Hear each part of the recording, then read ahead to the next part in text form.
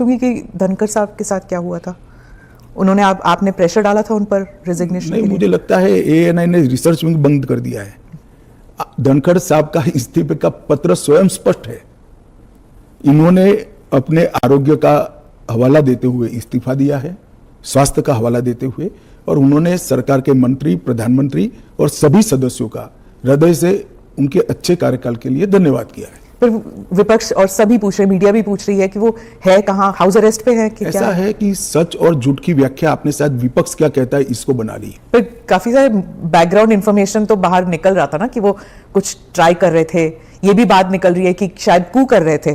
कौन? धनखड़ जी। नहीं, ऐसी कोई बात नहीं है जी। इसमें बात का बतंकर नहीं बनाना चाहिए। धनखड़ जी संवैधानिक पद पर बैठे, अपने कार्यकाल में उन्होंने संविधान के हिसाब से अच्छा काम किया जी। इनकी निजी स्वास्थ्य की समस्या के कारण इन्होंने इस्तीफा दिया है। हाँ। इसको ज्यादा खींचकर कुछ ढूंढने का प्रयास नहीं करना चाहिए। देखिए, देश में बहुत सारी पॉजिटिव स्टोरीज हैं, हमेशा इस तरह की स्टोरी के पीछे नहीं लगना चाहिए। जो एनडीए के जो वाइस प्रेसिडेंट कैंडिडेट है, कहा जाता है कि आपने उन्हें इसलिए पिक किया क्योंकि बीजेपी जो है अब तमिलनाडु में अपना खाता खोलना चाहती है, इसलिए? नहीं, ऐसा नहीं है। हम पहले भी तमिलनाडु में साथियों के साथ चुनाव लड़े हैं, हमारी यहाँ बहुत सारी सीटें भी आई है, ऐसा नहीं है। कहीं से भी पिक करोगे तो ऐसे कारण बनाकर पूछा जाएगा। उपराष्ट्रपति का प्रत्याशी दक्षिण से आना इसलिए स्वाभाविक है क्योंकि पूर्व से राष्ट्रपति थी, पश्चिम और उत्तर से प्रधानमंत्री जी थे, तो दक्षिण से आना बड़ा स्वाभाविक है। अब आए हैं, इसको इस दृष्टि से नहीं देखना चाहिए। श्री राधाकृष्णन जिनका बहुत लंबा राजनीतिक जीवन रहा है, वो 2 बार संसद के सदस्य रहे, हमारी पार्टी के अध्यक्ष रहे, झारखंड के गवर्नर रहे, तेलंगाना के गवर्नर रहे, पांडिचेरी के गवर्नर रहे, मुंबई के गवर्नर रहे, और सार्वजनिक जीवन में एक साफ सुथरा उनका जीवन है और एक बेहद मैच्योर राजनीतिज्ञ है। तो कई सारे एक्सपर्ट्स कह रहे हैं कि उनका चुनाव ये भी है कि वो आरएसएस के साथ उनका कनेक्शन है, इसीलिए तो ढेर सारे लोग, प्रधानमंत्री जी स्वयं का आरएसएस के साथ कनेक्शन है। धनखड़ जी का नहीं। अरे सुनिए ना, मेरा भी है। तो हम लोगों का चयन देश ने इसलिए किया है कि हम आरएसएस से, आरएसएस के साथ कनेक्शन होना कोई माइनस पॉइंट है क्या? आप बताइए। जरा भी नहीं। अटल बिहारी वाजपेयी जी भी आरएसएस से कनेक्टेड थे, श्री अडवाणी जी भी आरएसएस से कनेक्टेड थे, मोदी जी भी है, मैं भी हूं, राधाकृष्णन जी भी है।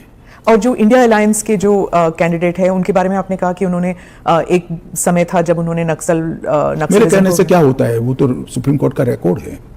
सलवा जुडम को इन्होंने खारिज कर दिया। आदिवासियों का आत्मरक्षा का जो अधिकार था उसको उन्होंने समाप्त कर दिया। इसके कारण इस देश में नक्सलवाद 2 दशक ज्यादा चला है। उस वक्त नक्सलवाद अंतिम सांसें गिन रहा था कि जो आदिवासी थे, जो बच्चों को पढ़ाना चाहते थे, जिनके यहाँ रोड नहीं पहुंचता था, इससे परेशान थे, जिनके यहाँ स्वास्थ्य सेवाएं नहीं थी, वो परेशान थे, उन्होंने खुद की रक्षा के लिए सलवा जुडम बनाया था। इसको सुप्रीम कोर्ट ने खारिज कर दिया।